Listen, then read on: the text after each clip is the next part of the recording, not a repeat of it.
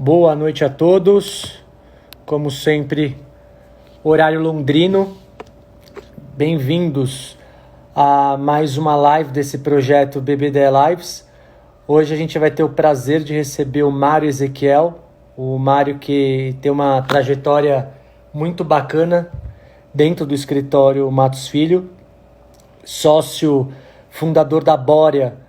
A Borea é uma empresa, uma consultoria que tem como propósito modernizar a gestão dos escritórios. Então, o nosso bate-papo hoje vai ser justamente para trazer algumas técnicas da importância dos formatos de gestão. Esperando o Mário ingressar na live. Boa noite, Mário. Boa noite, me ouve bem? Ouço. Você me ouve? Ouço, só estou ajustando aqui. Aqui, ok, já ajustou a imagem aqui. Me ouve bem então? Perfeitamente. Mário, boa noite. Obrigado aí por aceitar o nosso convite. Ficamos lisonjeados. Eu que agradeço a oportunidade, é um prazer. Fiquei muito honrado e feliz de poder participar aqui, compartilhar, trocar figurinhas. Vamos trocar experiências aqui. Com certeza um bate-papo de 1 hora, né? No formato do Instagram Live. A gente não vai conseguir, impossível findar todas as técnicas, ferramentas de gestão, mas sim passar um panorama superficial para gerar insights, reflexões dos nossos colegas advogados aí para terem relações com seus clientes de uma forma mais frutífera, mais saudável e mais organizada. Mário, me conta um pouquinho, eu conheço obviamente o Mário, me conta um pouquinho para os colegas que estão nos assistindo, um pouquinho da sua trajetória até a fundação da Borea. Então vamos lá. Bom, em primeiro lugar, às vezes as pessoas me confundem com advogado, até por estar diretamente envolvido nesse meio. Não sou advogado, eu sou economista.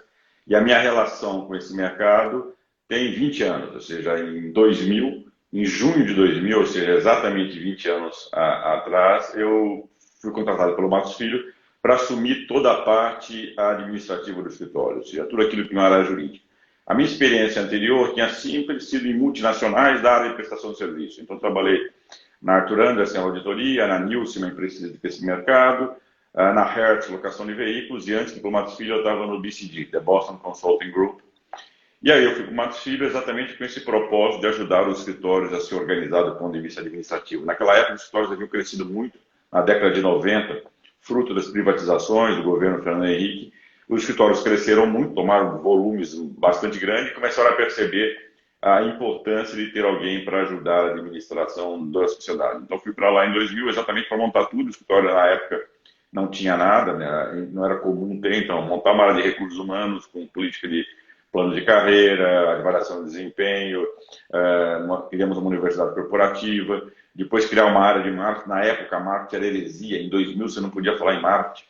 E aí me falaram que marketing era proibido porque o código de ética proibia. Eu fui ler o código de ética, isso em 2000, falaram, gente, ele proíbe propaganda. Propaganda é uma ferramenta de marketing. Tanto é que a gente montou no escritório no começo de 2000 um departamento de marketing. Hoje tem várias empresas, você mesmo está nesse mercado aí já. Então, desde que a gente utilize adequadamente as ferramentas, a gente pode fazer isso. Informatizei o escritório, enfim. Por gostar muito disso, me envolvi em outros projetos, dei aula na GV durante 8 anos, tive uma coluna por 4 anos na Conjur, que era vídeo sobre gestão de historiografia. Hoje esses vídeos estão no canal da Borea no YouTube. Enfim, me envolvi bastante com essa área e em 2016, depois de 16 anos, decidi sair e montar a Borea, que é uma consultoria que tem buscado apoiar a sociedade de advogados com relação à gestão. E tem sido uma experiência bem interessante nesses quase 4 anos, então 3 anos e meio que eu estou com a Borea, tem sido bem divertido e gratificante atuar nisso. E isso que a gente faz aqui, eu fiz lá atrás, dando aula na GV, dava muitas palestras, que um dos meus maiores prazeres é compartilhar conhecimento. Isso aqui realmente é muito gostoso, eu adoro isso, é muito prazeroso poder dividir experiências e conhecimento. Tenho certeza que vai ser muito bacana e obrigado mais uma vez pela generosidade em compartilhar sua trajetória, sua experiência. Queria também anunciar aqui com muita alegria que a nossa agência BBD Comunicação é uma das parceiras, firmamos aí uma parceria essa semana com a Borea. A gente vai atuar num pilar específico, o pilar marketing. Então, um duplo agradecimento aí pela confiança. Estamos muito felizes e empolgados com essa parceria. Mário, eu sempre gosto de começar as lives com uma frase reflexiva, e hoje eu trago uma frase do Alvin Toffler, se você me permite aqui ler, que ela é bem contemporânea. Os analfabetos do século XXI não serão aqueles que não sabem ler e escrever, mas sim aqueles que não sabem aprender, desaprender e reaprender. Então, linkando um pouquinho com a nossa live, falar um pouquinho do cenário jurídico. O negócio jurídico no Brasil ele mudou muito, né, Mário? O tomador de decisão hoje ele é cada vez mais jovem, cada vez mais disruptivo. Eu acredito que, embora cenário Brasil, segundo a OAB, inscritos no OAB, tem mais de 1 milhão de advogados, eu ouço muito, a advocacia está saturada, a advocacia está saturada. Não, a advocacia não está saturada. Para quem entende as ferramentas de gestão, para quem entende as ferramentas de marketing, para quem sabe se posicionar, para quem entende todo o ciclo, todo o formato de vendas e o pós-venda, o pós-atendimento, que é muito importante. Então, a advocacia não está saturada. Somado a isso, eu sou advogado, e realmente eu pensei que o Mário é advogado, na verdade, por osmose, né? Porque tantos anos em escritórios deve ser uma coisa formidável. Mas eu acredito, Mário, que as faculdades de direito hoje, elas geram um tecnicismo, muitas vezes tóxico, para o advogado que ingressa no mercado de trabalho. Muitas vezes com uma visão míope, onde é necessário apenas ser um bom operador do direito. E a gente sabe que isso é um pré-requisito. Ser um bom profissional é um pré-requisito, isso não é um diferencial.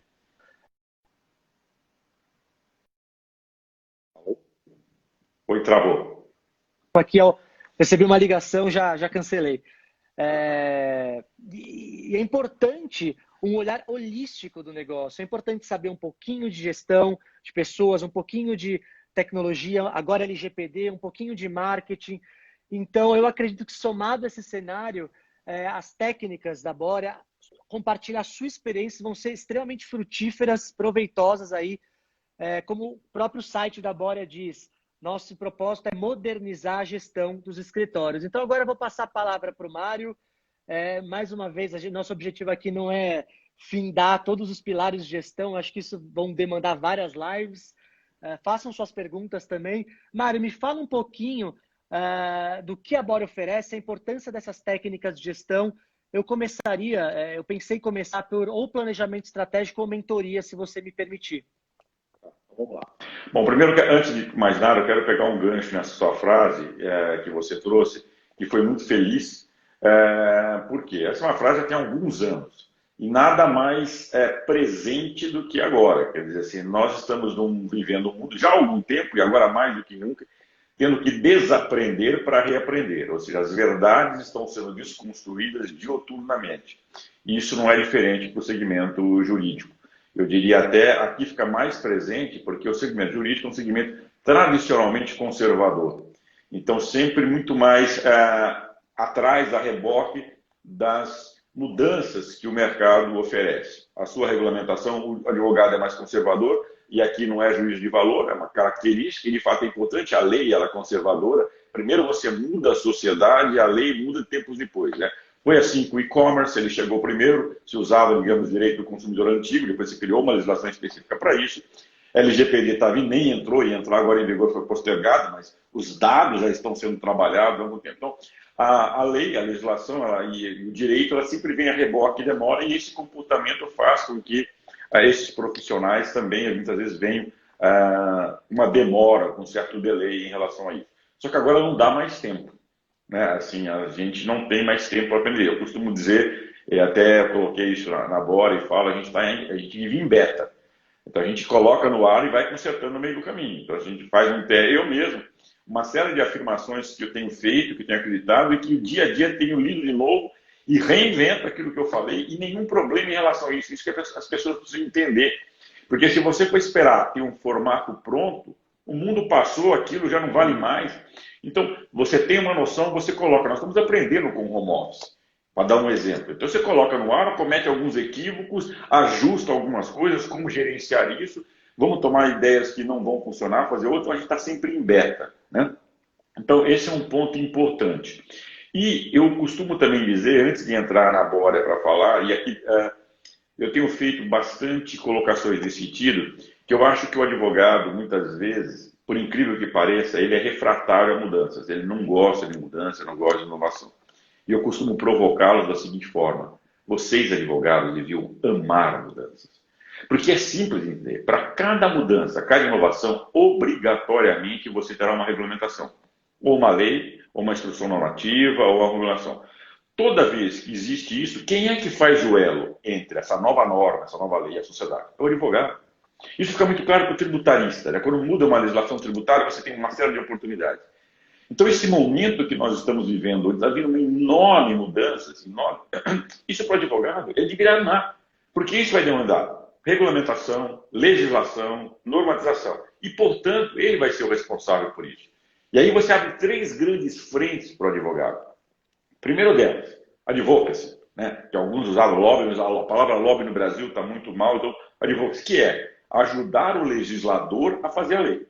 Então, se eu tenho uma mudança de ordem, vimos recentemente a telemedicina, que demandou uma regulamentação. Se estão vindo mudanças, eu posso ajudar e devo ajudar, enquanto advogado, o legislador a fazer a lei, a fazer a norma, a fazer o regulamento. Isso é uma oportunidade, você trabalha para advogado. Sim. Tem uma segunda oportunidade, que é o consultivo. Feito a lei, tendo a norma, é ajudar a sociedade a utilizar aquelas regras de maneira adequada, para que eu não venha ter problemas. E vem a terceira oportunidade, que é o contencioso. Aqueles que não usarem adequadamente, que não contratarem um advogado, eu sempre falo assim, contratar um advogado a priori não é custo, é investimento. Se eu contrato um advogado para me ajudar a montar a minha sociedade, fazer contratos, eu diminuo sensivelmente o problema contencioso lá na frente. Mas partindo do pressuposto que nem todo mundo faz assim, a terceira oportunidade para o advogado é o contencioso. Então eu tenho o advocacy, que é ajudar os legisladores a fazer a lei. Depois eu tenho a oportunidade como consultivo, ajudar as sociedades a se ajustarem a essa nova regra. E depois tem o contencioso, aqueles que não se adequarem, ou não tomarem o devido cuidado e utilizar adequadamente a nova legislação, a nova regulamentação, vão ter problemas. E aí, então, só por isso o advogado devia amar. E isso também dá a segurança, para falar o comentário que você fez, que não está saturado. É óbvio que existe uma quantidade muito grande de advogados no Brasil, Sim. né?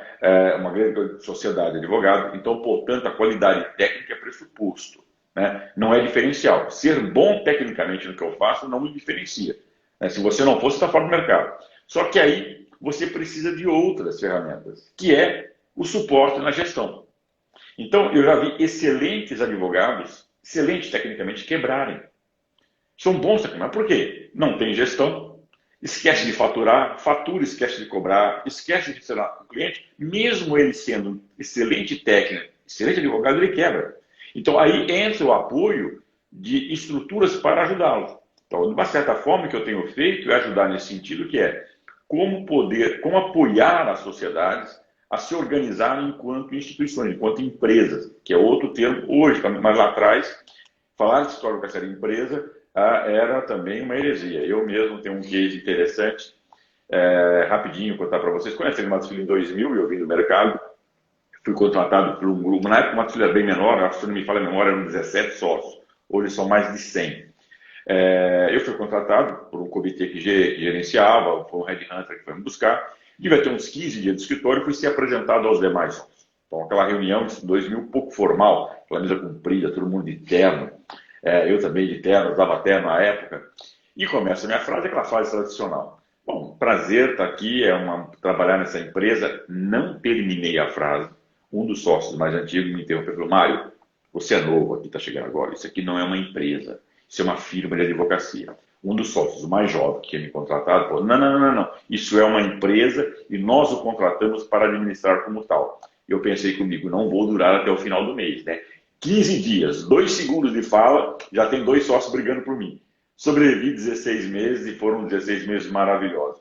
Então, entender que história de advocacia é empresa, sim. Pode ser uma grande, uma média, uma pequena ou uma microempresa. E todas as ferramentas de gestão se aplicam às sociedades. O que muda, e às vezes eu falo, Mário, você trabalhou num grande escritório. É verdade.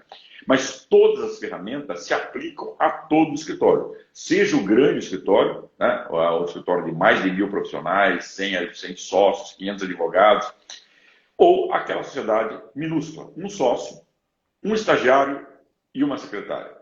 O que muda é o grau de sofisticação. E aqui eu vou dar um exemplo. Orçamento, por exemplo. Óbvio que um orçamento no grande escritório eu tenho um baita sistema para apropriar as despesas, para ratear, para calcular lucratividade do escritório, lucratividade por diferentes práticas, muitas vezes por equipe, por sócio, por advogado. Eu consigo chegar a esse nível. Uma estrutura essa minúscula que eu falei, eu não preciso disso. Basta uma planilha Excel. Mas eu preciso do orçamento.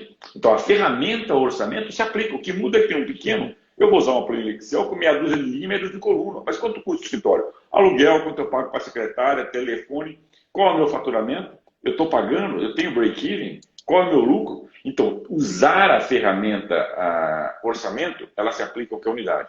Comunicação, que é a sua área, idem. Talvez um grande escritório tem departamento de marketing. Você, semana passada, se não me engano, entrevistou a Ive, grande amiga, grande parceira, trabalhamos juntos um monte de tempo. Tem um departamento gigantesco.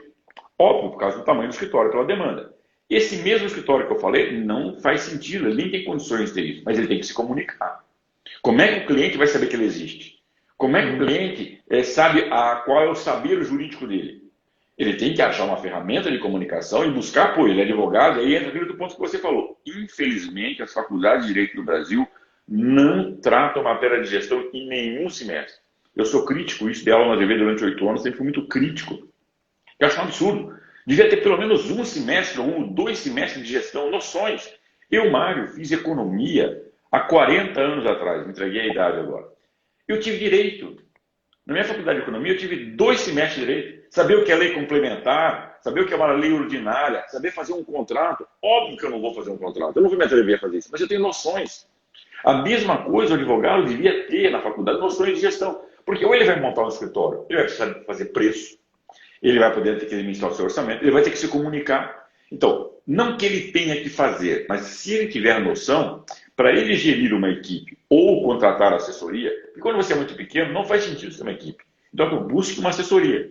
Porque aí ele vai trabalhar para você part-time, porque você não teria condição de ter full-time, e você vai pagar uma pequena parte. Mas ele vai ajudar você a definir a sua marca, quais são os melhores canais de comunicação, qual é o seu público-alvo, né? Com quem, qual a sua persona, como é que é. Às vezes isso para um advogado é leigo. Então busque isso. Agora, ele precisa se comunicar. Então eu não quero estender um pouco mais, muito a minha fala, mas o que eu quero dizer é o seguinte: todas as ferramentas de gestão se aplicam a todas as empresas. O que eu tenho que entender é conhecer o mercado. Então, sempre ouvir, a história de advocacia é diferente. Porque tem uma regulamentação da OAB, mas banco tem uma regulamentação do Banco Central, faculdade tem uma regulamentação do MEC. Então eu tenho que entender quais são os limites, qual é esse mercado, qual é a linguagem, para que eu ajuste as ferramentas.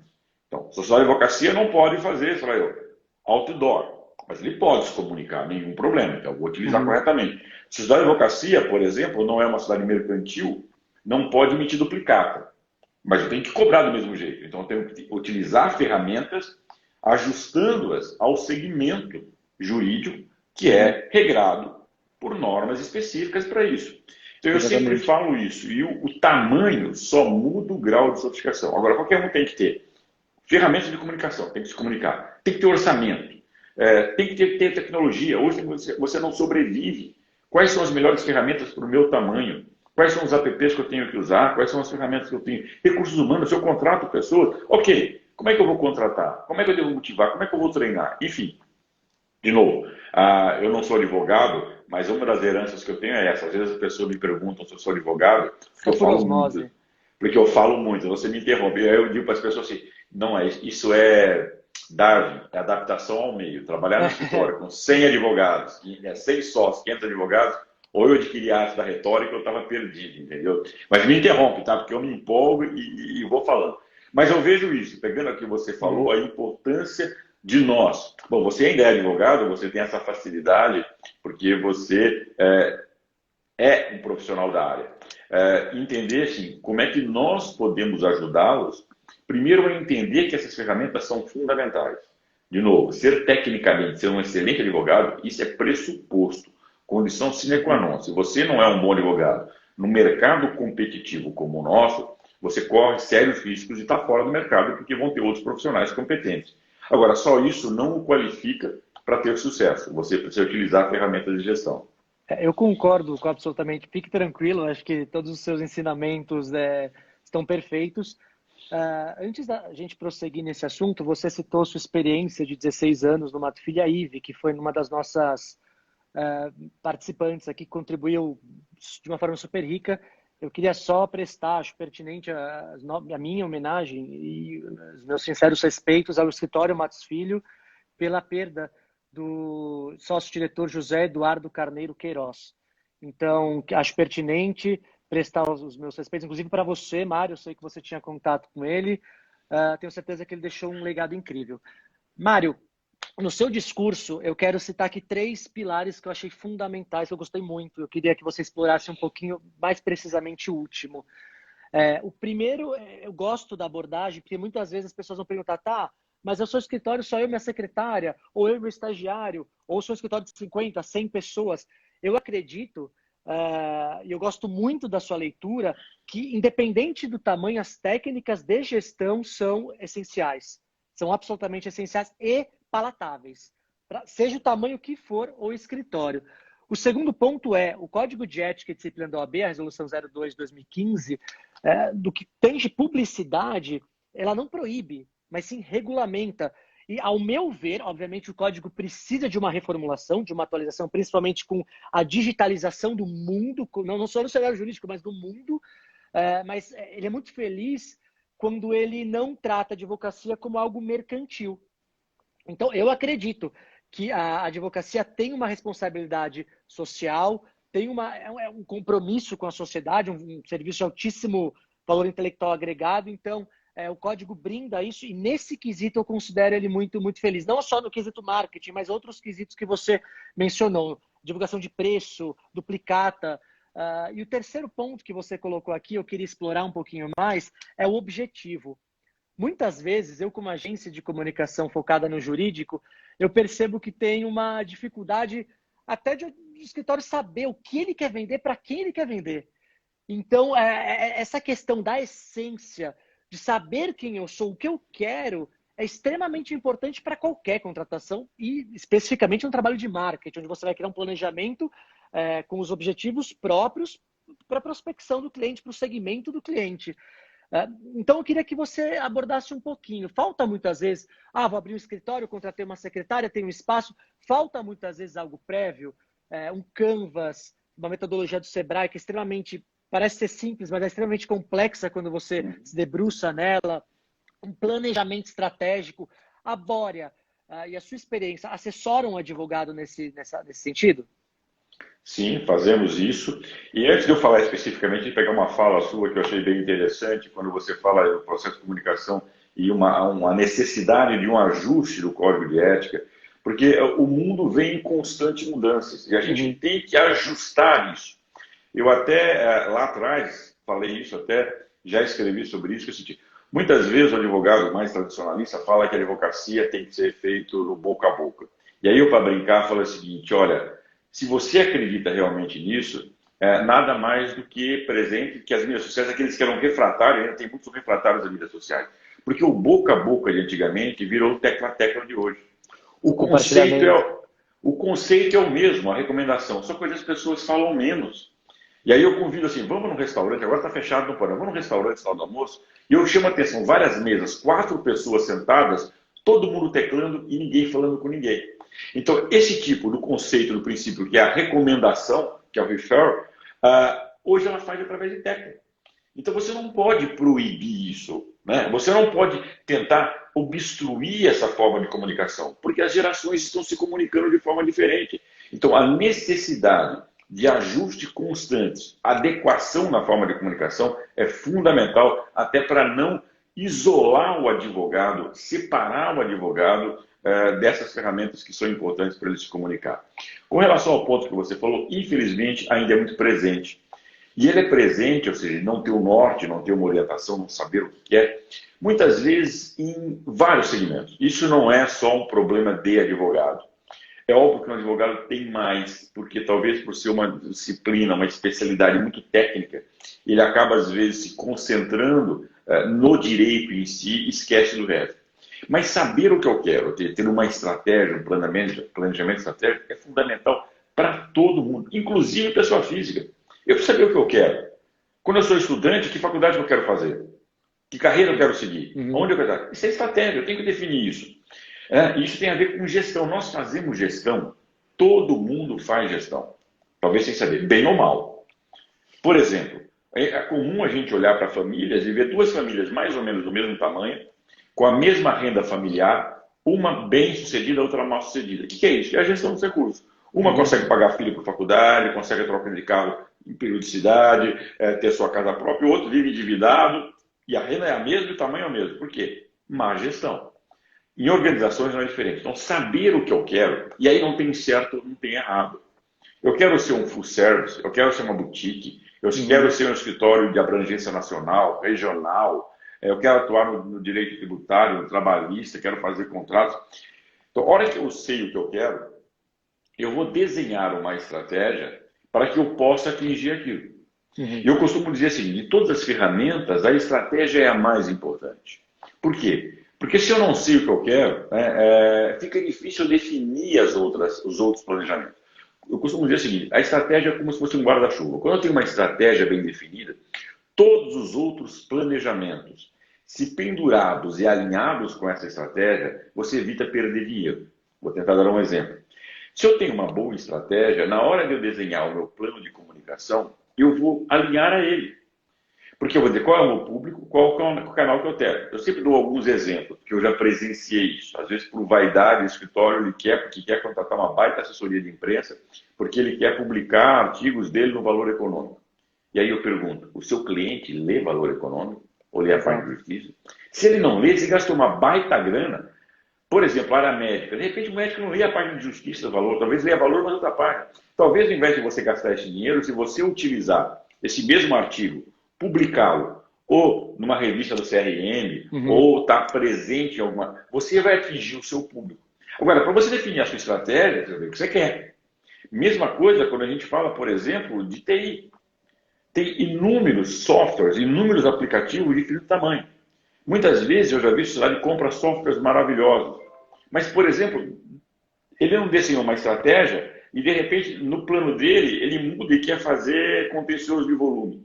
Para contencioso de volume, eu tenho que ter robôs, eu tenho que ter ferramentas específicas para isso. Aí você gastou uma baita grana comprando um software, que é bom, ele é ótimo, mas ele não atende a sua estratégia. E aqui vale para tudo. Eu falei de comunicação, né? Falei de TI, recursos humanos. Para eu desenhar meu plano de carreira, o que eu quero?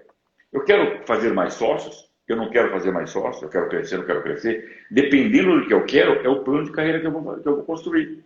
Se eu não quero fazer mais sócios, mas Mário, tem mercado? Tem mercado para todo mundo. Basta eu desenhar. Então, se eu não quero fazer mais sócios, eu vou desenhar um plano de carreira onde eu não vou criar essa ambição de que a pessoa seja sócio. Aí alguém fala, mas tem alguém que não quer ser sócio? Eu falo, tem. Ser sócio você está no risco, tem advogado que não está no risco. Se você tiver um bom advogado e der a ele um bom salário, uma boa remuneração, der a ele autonomia, trabalhos interessantes, ele vai estar satisfeito, ele vai estar motivado. Talvez ele não queira ser sócio. Só que aí, se você não sabe disso, você constrói um plano de carreira, investe 10 anos, pega um estagiário, treina, ele vira júnior, ele vira pleno, vira sênior, e aí ele descobre que ele não vai ser sócio. O que ele faz? Ele aluga o andar de cima e leva metade dos seus clientes. Você investiu 10 anos e jogou fora. Eu estou dando um exemplo, obviamente. Se é esse a minha estratégia, eu vou recrutar profissionais, eu vou desenhar um plano de pessoas que comunguem desses valores. Porque aí eu não jogo dinheiro fora. Então, ter uma boa estratégia, ter um norte, é fundamental para que todos os outros, plano de marketing, plano de financeiro, planejamento de TI, plano de diretor de tecnologia, enfim, tudo mais, se alinhado a essa, faz com que você não jogue dinheiro fora e, mais do que isso, você direciona todos os esforços, todas as energias para o alcance daquela estratégia. E muitas vezes, ter uma orientação para discutir isso é fundamental. A Bora faz isso, eu faço isso, fizemos minha experiência em várias empresas, vários escritórios, e agora tem ajudado nisso. E outro detalhe importante com relação à estratégia, que é o seguinte, muitas empresas, muitos escritórios fazem a estratégia, e pelo nome ser bonito, ser estratégico, não divide, guarda na gaveta. Eu falo assim, gente, não valeu para nada, jogou dinheiro fora. Você tem que avisar, você tem que comunicar isso aqui. Todos têm que saber o que nós queremos. Ter uma estratégia e não divulgar, eu costumo dizer o seguinte, é a mesma coisa que colocar todo mundo num barco, dou um remo para cada um e não falo para onde quero ir. Cada um vai remar esse barco para o lado e vai ficar rodando sem lugar. Gente, nós vamos para lá. Nós queremos crescer. E outra coisa, quando eu defino uma estratégia, o que eu quero ser, automaticamente eu defino o que eu não quero ser. E é muito importante isso. Para eu dizer não. Porque às vezes tentar abraçar o mundo, você não vai fazer nada bem feito. Ou, a não ser que você tenha um tamanho gigantesco. Mas, por exemplo, e aqui eu sempre costumo dar alguns exemplos para tangibilizar a minha fala, não ficar só num campo filosófico, etéreo. Quando eu defino, por exemplo, e decido uma área, eu não quero fazer contencioso de volume, ótimo. Isso é para ajudar você a não ser seduzido pelo canto de sereia, que é comum. Eu não faço contencioso de volume, só faço consultivo e contencioso de alto valor agregado. Aí aparece um cliente com 20 mil processos, com um cheque maravilhoso, e olha para o cheque e fala, cara, vou receber isso mensalmente, eu vou fazer. Não, mas não é contrato, gente, aí aluga espaço. O que vai acontecer? Você vai fazer mal feito. Aquilo que você fazia bem feito vai ficar mal, porque você vai canalizar energia para cá. Resumindo, você vai desconstruir tudo que você fez. Se você não quer fazer contencioso de volume, por melhor que seja o canto dessa sereia, o chefe diga não. Parente, não significa que você não possa mudar.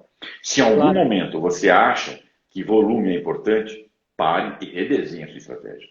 Que tipos de aplicativos eu preciso, qual é a equipe que eu preciso, quem conhece, como me preparo e aí eu entro. O que não dá é para dar tiro para todo quanto é lado. Então, quando eu sempre falo isso, quando eu escolho o que eu quero ser, eu automaticamente estou definindo o que eu não quero ser. E aí eu vou recusar isso, para que eu não perca o foco da minha estratégia. E divulgar para que as pessoas comunguem isso. E quando você divulga, e esse é um medo muitas vezes, pode sim ter gente que não comungue, inclusive sócios. E é importante saber. Se a pessoa não comunga, às vezes até preferir que a pessoa saia. Ela vai seguir o caminho dela, porque não tem certo, não tem errado. Mas se nós Absolutamente. sócios entendemos que eu quero ir para lá, ele quer ir para lá, ele que segue o caminho dele. E é melhor que saia, porque se ficar, vai ficar remando contra. Aí, além de você fazer o esforço natural, você tem que carregar alguém. Dependendo da sociedade, para ser um sócio, ele vai contaminar a equipe dele, que vai ficar contra. E vai Uhum. se relacionar mal com os outros. Isso cria um clima terrível na sociedade. Gasta uma energia completamente desnecessária, ao invés de você estar focado. Eu costumo dizer também, em reunião de sócios, a gente pode discutir o que quiser, pode ser contra, pode quebrar o pau. Da porta para fora, nós decidimos. É muito comum, se eu sou voto vencido, o sócio sai para fora e fala assim, eles decidiram. Isso é péssimo para a sociedade. Eles quem, cara pálida? Você estava lá dentro, você só foi voto vencido. Se Uhum. você não concorda, sai. Eu perdi a discussão. Da porta para fora, lá dentro eu posso brigar, discutir, fazer. Da porta para fora, nós decidimos. O Uhum. sentimento institucional é o que perpetua as sociedades. Senão você cria feudos que se competem entre si e você cria um desvio de energia muito grande, que em geral não funciona, não é saudável para isso. Esse direcionamento que você pontua é absolutamente importante. Parece ser uma coisa simples, mas essa leitura de missão, visão e valores são fundamentais para cristalizar, para verbalizar o propósito dessa empresa. É o que eu sempre falo, é a criação de uma cultura organizacional. Criar uma cultura demanda tempo, demanda investimento de energia, demanda dinheiro. E muitas vezes não tem uma base para a construção dessa cultura. Isso que você falou é de suma importância. E você dá esse exemplo do barco, do exemplo do DJ de casamento. Já viu do DJ de casamento que eu falo? Eu falo que na comunicação, quando você trata um planejamento, você não pode ser DJ de casamento, porque o DJ de casamento é aquele cara que toca tudo. Tecno, axé, forró, pagode, mas não toca nada. Então você precisa, brincadeiras à parte, eu tenho amigos aqui que são DJs, inclusive de casamento, mas eu acho que traz uma didática justamente desse caminho que eu quero seguir. Outro ponto absolutamente pertinente que você cita hoje, o plano de carreira. Na geração Y, acho que a geração até dos meus pais, era super prestigiado você ficar numa empresa 30, 40, se aposentar numa empresa. E hoje a gente vive numa geração extremamente de experiência.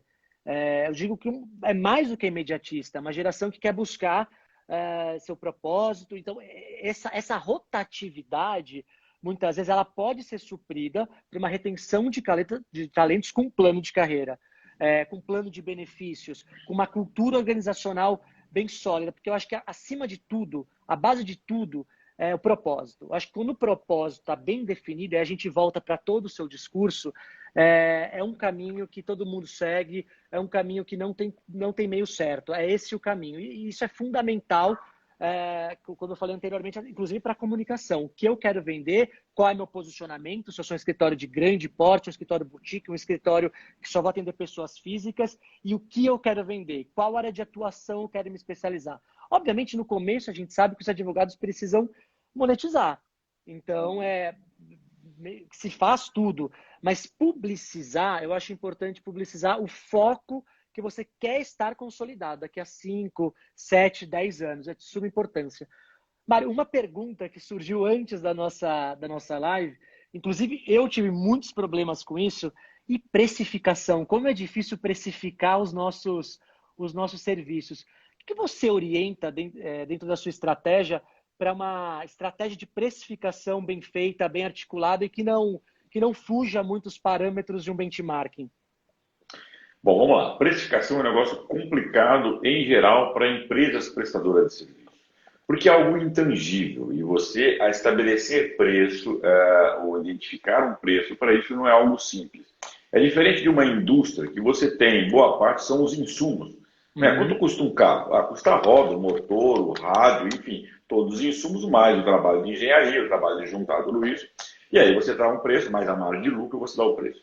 Para serviço é complicado, mas sim dá. Primeiro ponto que eu chamo a atenção, sempre que falo disso, é o seguinte, é que quem define preço é mercado. Esse é o primeiro ponto. Não adianta eu colocar na minha hora no valor tal, se o mercado não enxergar o valor no que eu entrego, ou mais, se tiver alguém, se o serviço que eu presto é uma commodity, tem outros tantos fazendo algo com a mesma qualidade, entregando no mesmo prazo, no mesmo formato, é ele que vai definir o preço. Então, quando você pega produtos mais comoditizados na área jurídica, contratos trabalhistas. Tem escritório fazendo, cobrando, sei lá, eu vou estar R$10 contra R$15 no processo. Se eu faço algo com a mesma qualidade, o mesmo atendimento, com a mesma expertise, se eu puser 20, eu estou fora do mercado. Eu vou ter que colocar 15 ou para baixo. E aí a pergunta, eu consigo fazer por 15? Então, o primeiro ponto é o seguinte, quem define preço é o mercado. Ele que vai olhar e vai entender se aquilo tem valor, aquilo que você está pedindo, se ele está disposto a pagar aquilo. Muitas vezes ele até reconhece valor naquilo. Mas pode ser um momento de recessão, por exemplo, ninguém tem bala na agulha para pagar aquilo. É uma outra situação. Então, muitas vezes eu tenho que dar desconto porque é uma situação econômica. Para serviço não é diferente. Então, esse é um ponto que eu acho importante e sempre chama atenção. O que eu tenho que fazer, então? Eu tenho que primeiro entender quanto custa o meu serviço. Qual é a margem de lucro que eu quero para saber se aquele preço que eu vou estabelecer está compatível com o que o mercado tem. Então, por exemplo, eu vou tentar definir um preço. Eu vou olhar para o meu custo, então eu preciso conhecer o meu custo. Eu preciso ter métricas para apropriar esse custo à prestação de serviço, tem indicadores. E hoje, em prestação de serviço, o indicador maior é apontamento de horas. Então, muitas vezes, quando eu falo apontamento de horas, o cara fala assim, Mário, mas eu não trabalho por hora. Eu não preciso apontar. Eu falo, não, mas ele não é só para isso. Ele é para você tentar ver quanto custa o seu serviço, qual a margem que você quer colocar um preço e saber se aquele preço está compatível com o mercado. Ou, se o mercado está pagando aquele preço, se você consegue produzir aquilo com margem de lucro. Porque se você não conseguir, ou é melhor você ficar fora desse mercado, ou você tem que reduzir o seu custo, para você ser compatível. Então, eu sempre dou o seguinte exemplo. Digamos que o escritório trabalha por partido. Eu já presenciei isso. Só fatura o partido. Um cliente paga 10 mil mês, outro paga 5.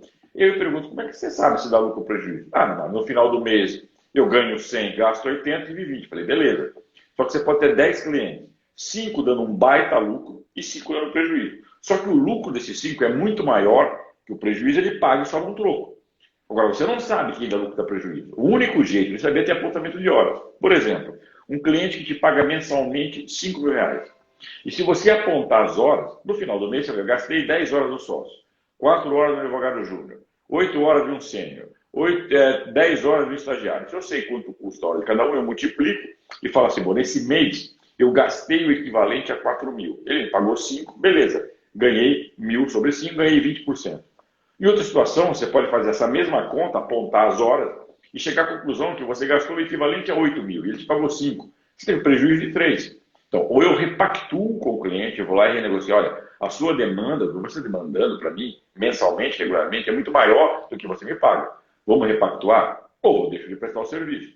Então, a hora que eu faço esse exercício, eu consigo equacionar o meu preço, ou dizer assim, por esse não dá para trabalhar. O processo, aquele exemplo anterior que eu dei, eu cobrava R$ 20 de processo, os meus concorrentes cobram 15, vou baixar para 15. Mas você consegue entregar por 15? Porque se você não conseguir, você vai quebrar, é uma questão de tempo. Você vai ter um custo maior, passou um tempo você quebra. Então eu vou olhar, ou eu fico fora do mercado, não me interessa isso, ou não. Eu vou atuar, eu tenho que produzir, eu tenho que ter um custo de 14, 13. Vou olhar a minha linha de custo. Por exemplo, o aluguel que eu pago é caro. Vou para um imóvel mais barato. Eu vou utilizar ferramentas que me tornem mais produtivo. Então, isso é importante entender. Quem definir preço é mercado, mas eu preciso saber quanto custa a prestação do meu serviço e hora, apontamento de horas é uma das ferramentas importantíssimas para isso, independentemente de eu faturar por hora. Que, aliás, cada vez menos se fatura por hora, quando se fatura por hora tem cap, né?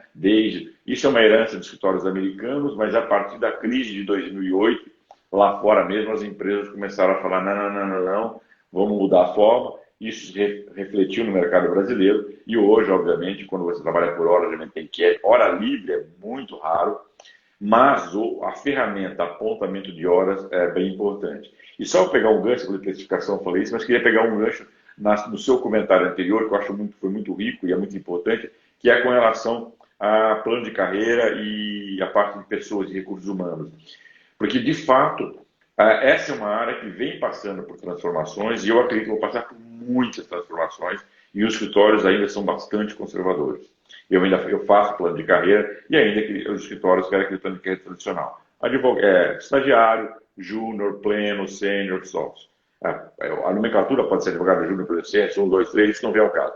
Mas bem verticalizado, isso tende a mudar. A gente já pega várias outras empresas onde você está muito mais num plano horizontal e não nessa verticalização. Porque essas diferentes gerações, elas podem e devem contribuir simultaneamente. Então, hoje a gente vive uma realidade que é ímpar do momento que nós estamos. Nunca na história do mundo se viveu o que é você ter hoje na mesma cidade 4 gerações diferentes. E gerações bem diferentes. Isso nunca existiu. A geração, por exemplo, do meu avô para o meu pai, praticamente não tinha mudança. Meu pai era muito próximo do meu avô. Agora, hoje você tem, na mesma empresa, no mesmo escritório, você tem os baby boomers, onde eu me encaixo. Depois tem o X, tem o Y e tem os milênios. São gerações completamente diferentes. E todas têm valor. Todas podem contribuir. Qual o grande desafio dos líderes? E aí, de novo, entra a importância de ter um grande líder. Trabalhar com esse grupo de pessoas diferentes em prol de um benefício único. O jovem entender que o mais velho tem experiência, que ele já vivenciou e que ele ainda não tem, porque ele não passou por isso, e ele pode contribuir. E o mais velho entender que o jovem também tem a contribuir. Você deve ouvi-lo. Esse jovem tem, por exemplo, muito mais destreza e facilidade com ferramentas tecnológicas. Então, dar ouvido a ele. Talvez eu por exemplo, sou mais velho, estou com quase 60, procuro me atualizar, tenho feito o possível para me manter atualizado. Primeiro, porque eu gosto, e segundo, porque eu acho importante. Mas sou obrigado a reconhecer que eu não tenho a mesma destreza, a mesma habilidade, o mesmo domínio de um garoto de 25 anos, de 27 anos, que conhece as ferramentas.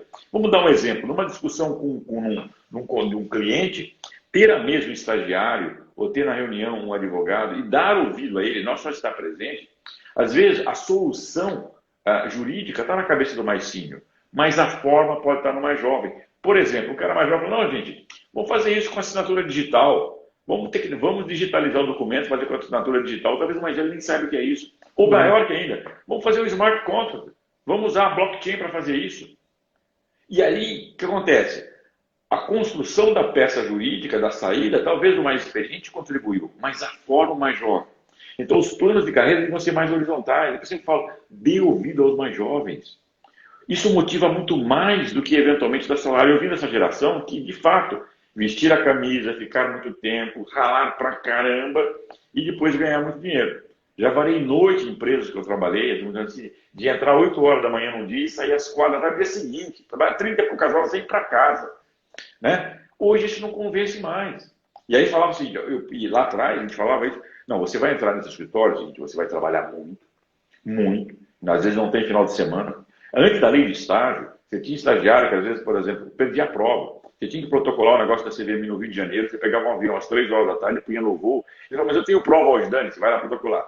Houve a lei do estágio, fundamental, então não se faz mais isso, se respeita isso.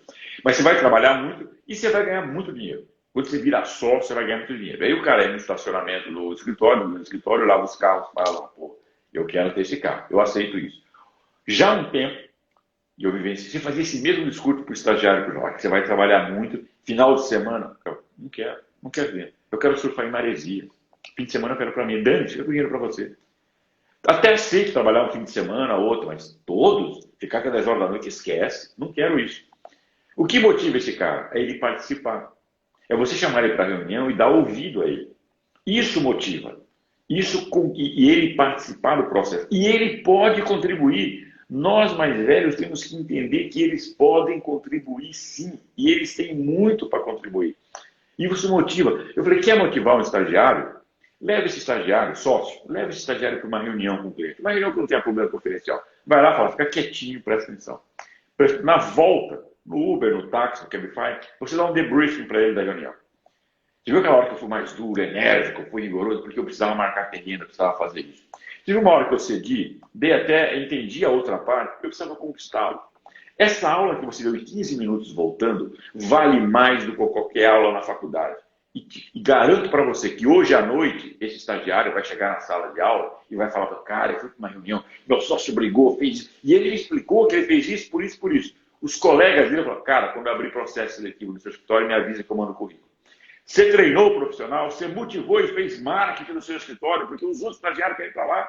Quanto custou isso? A hora do estagiário. Ao invés de ele estar fazendo uma pesquisa, ele foi lá. Advogado sênior, leve. Júnior, leve. Peça para ele fazer a ata da reunião. E peça depois para ele entender da reunião o que ele fez e qual é a sugestão dele. E se for coisa descabida, você o corrige. Esse é um treinamento. Isso motiva e você forma equipe. E não prometendo coisas que motivavam a gente. Eu sou fruto dessa geração. Trabalhei muito, vesti a camisa com o objetivo de ganhar muito. Hoje os propósitos são diferentes. Hoje, por exemplo, se na sua sociedade você presta serviço comunitário, se você faz pro bono, você motiva essa geração. Principalmente nesses momentos que a gente está vendo aí, dessas disputas, que as pessoas querem participar da sociedade, elas querem contribuir. Então, se você tem outras iniciativas, você motiva o seu grupo, você cativa as pessoas e você forma as pessoas. É muito importante entender isso. E essa verticalização, na minha visão, tende a diminuir significativamente e você ter muito mais muito mais horizontal a sua estrutura de gestão e de carreira. É curioso você pontuar isso, porque hoje eu li uma frase no LinkedIn do Steve Jobs, que ele fala que nós não contratamos pessoas engajadas e inteligentes para nós determinarmos o que elas devem fazer. E sim o inverso. Elas têm que determinar o que a gente deve fazer. É extremamente válido, concordo 100%, uma ótima reflexão. Entrando ainda nesse pilar que a gente começou da precificação, desse guarda-chuva planejamento financeiro, ainda mais somado ao momento de recesso que a gente está vivendo, onde nós vemos que é super importante uma reserva financeira, um planejamento financeiro, até para uma sobrevivência.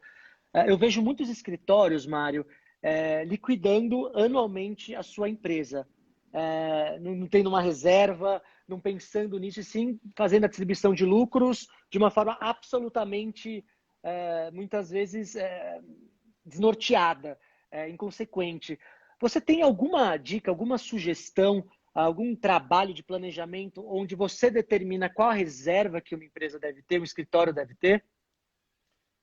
Isso, infelizmente, é um fato recorrente e agora, exatamente nesse momento da Covid-19, muitos escritórios estão enfrentando o problema exatamente por não ter esse cuidado. Um fundo de reserva, ou seja, aquilo para você sobreviver, porque eu sempre falei isso, sempre defini, por onde eu passei, sempre fiz.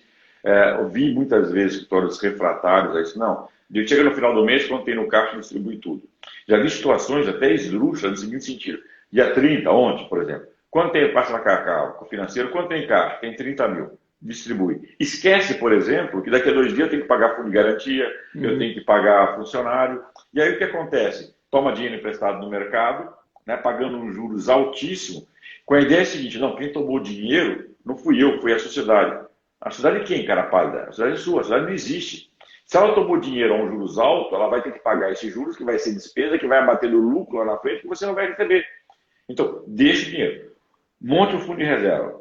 Aquelas sociedades que tinham essa precaução entraram nessa crise com muito mais fôlego. Que é o seguinte, olha, eu sei que eu consigo me manter por alguns meses, eu consigo respirar. Portanto, teve um tempo de planejamento sem estressar. Aqueles que não tinham condições de honrar compromisso no dia seguinte, porque a receita despencou, muitas quebram e outras entram em desespero. Então, ter um fundo de reserva é fundamental. É bem verdade que ninguém sabia dessa crise, imaginar isso. Agora, a crise sempre existe, ainda mais quem está no Brasil. Eu já vivi inúmeras crises. Elas acontecem. Estar preparado. Qual é o parâmetro para isso? Eu sempre costumo dizer que o ideal é entre 3 a 6 meses de despesa. Quanto custa seu escritório? Meu escritório para um mês. Quanto custa para você mantê-lo? Custa, didaticamente falando, custa 50 mil reais. Então, o ideal é que você tenha 150 mil reais no mínimo em caixa. Que lhe dá a garantia o seguinte, que você ficar sem faturar, zero de faturamento, você sobrevive por 3 meses. Que é um tempo mais do que razoável, inclusive, para você se organizar e buscar uma nova receita e fazer isso. Então, manter isso é muito importante. Isso dá tranquilidade. Esse dinheiro da sociedade é seu, está lá. Ele é um colchão. De novo, o que é isso? Isso é gestão. É isso que acontece com a pessoa física que eu falei. Nós, pessoal, as pessoas físicas que tomam esses cuidados ao longo da carreira, nem sempre é possível, algumas pessoas têm mais dificuldade, é bem verdade isso, da mesma forma, alguma sociedade.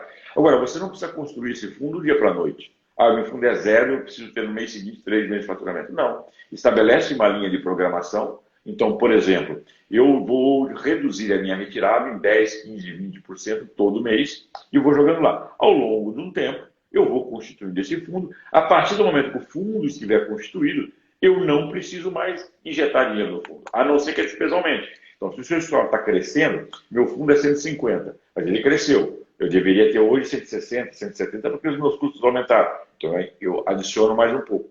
De novo, tudo isso que é? Isso é gestão. É uma preocupação em você administrar economicamente a sua sociedade. Mário, a gente está entrando nos minutos finais. Eu queria trazer uma última reflexão desse momento ímpar que a gente vive, que é a gestão de infraestrutura. Nós sabemos que existe uma importância de muitos escritórios em terem um espaço físico, isso gera segurança, obviamente, tem essa questão do tradicionalismo do espaço físico. E a gente percebe um outro movimento, inclusive que nós estamos vivendo hoje, onde o home office teve uma penetração inigualável, inclusive com índices, KPIs de performance muito mais satisfatórios. Qual a sua leitura, passado esse momento, da manutenção do home office? Ainda é necessário o escritório físico?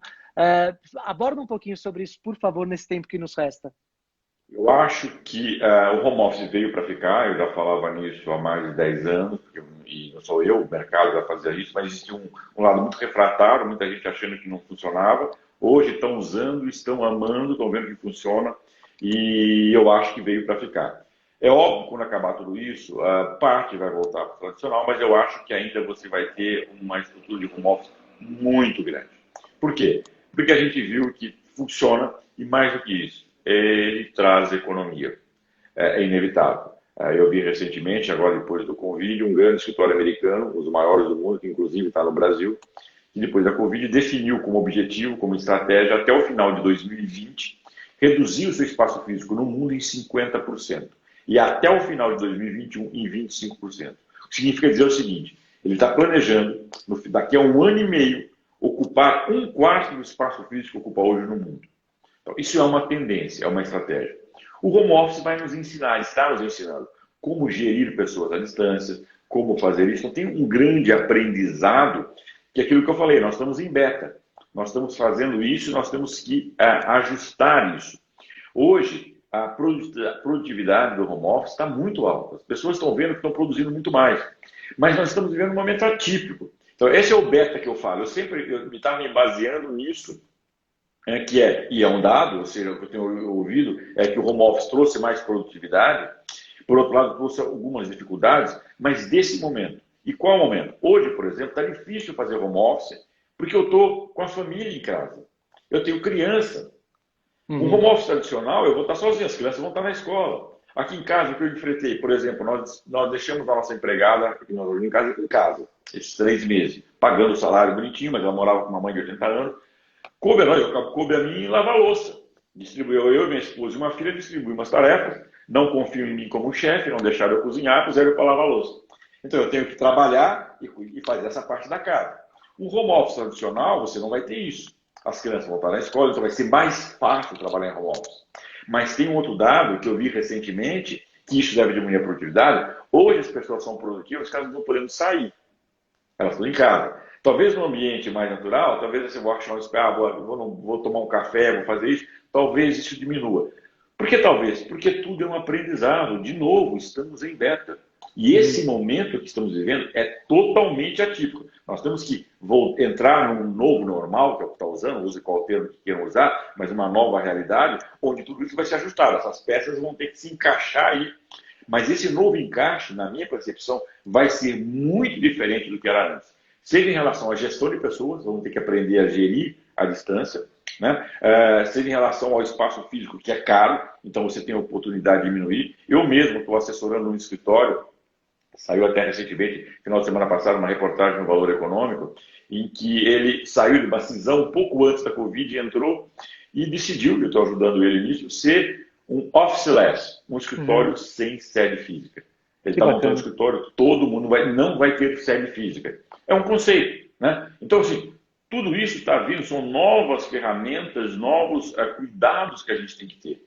E aí, tomando cuidado com o tempo aqui para não avançar, mas eu vou tentar ser rápido, que é em relação, às vezes, os mais conservadores, por exemplo, entrou agora a audiência por videoconferência. Ah, não, mas é importante eu estar falando com o juiz, eu estar olhando, não sei o quê. Isso não vai funcionar para sempre.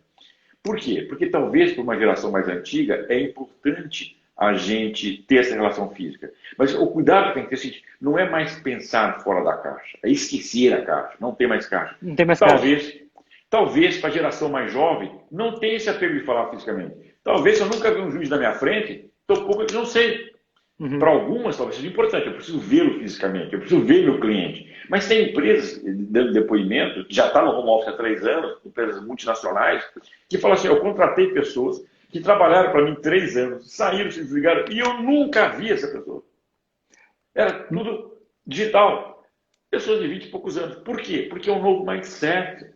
Então, quando eu falo para esquecer a caixa, é entender, e a gente não tem a resposta, não sei que dizer isso, que as pessoas podem pensar diferente, podem interagir diferente. É óbvio que tudo vai ter consequências, daqui a pouco o psicólogo vai entrar, dizendo que faz um mal desgraçado, já está falando, né? Porque isso desgasta. Perde-se o limite, né?